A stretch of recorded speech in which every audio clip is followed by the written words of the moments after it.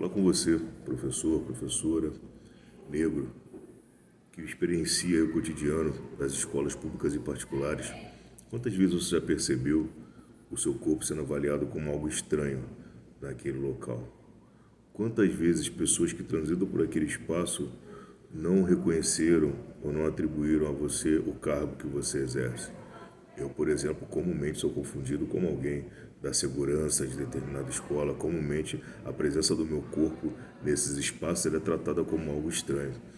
E estou falando um pouco disso porque na semana passada eu tive a honra de participar como professor avaliador do UERJ Sem Muros, lá na UERJ FFP, em São Gonçalo, e muito feliz pelo convite, né? Ao chegar lá representando a SME e a SEDUC, como professor avaliador, e vendo assim trabalhos muito potentes que vão estreitar os laços aí entre a universidade e as escolas, né?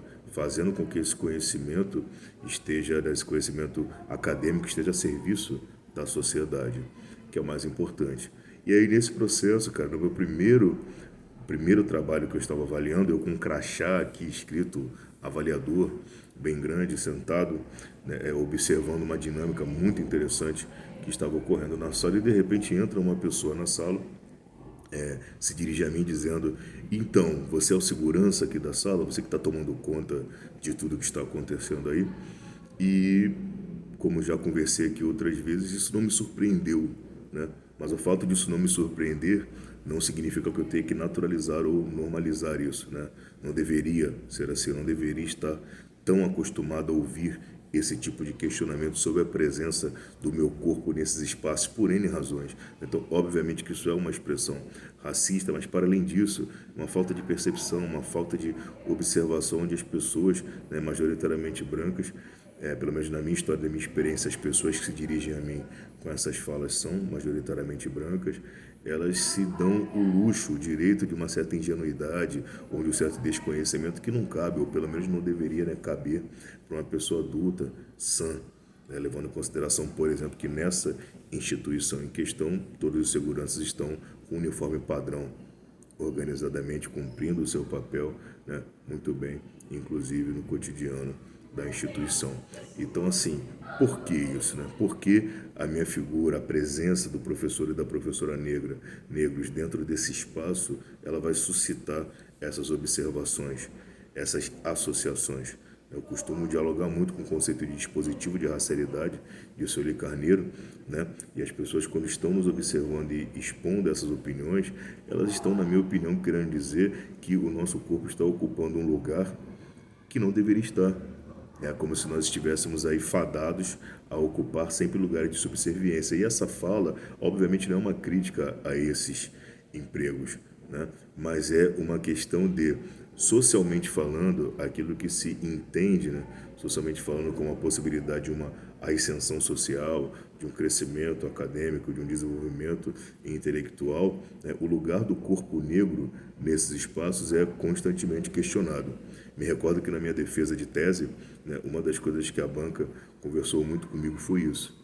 Então, assim, toda a dificuldade que já existe para o desenvolvimento de trabalhos intelectuais no nosso país, né, como Milton Santos brilhantemente diz, ser intelectual no Brasil é difícil, e ser um intelectual negro no Brasil ainda mais difícil, principalmente a gente que está associado a esses trabalhos na área de licenciatura, de educação, que são trabalhos socialmente já menos valorizados do que o usual.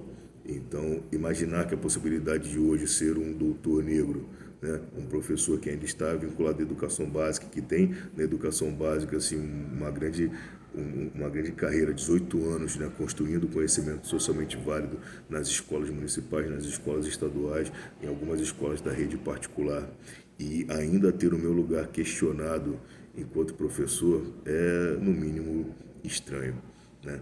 Então, hoje, estando vinculado à educação básica e conversando muito com os estudantes, a gente tem muitas oportunidades de estar discutindo as aplicações da 10639 né, para além das ideias, né, folclóricas, das ideias concentradas, por exemplo, no mês de novembro.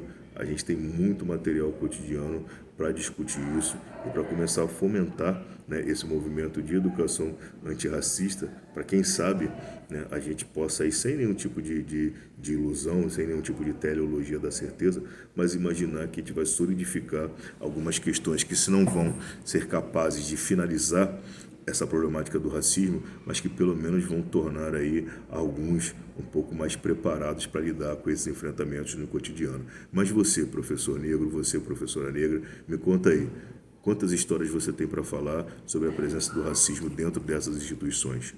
Valeu.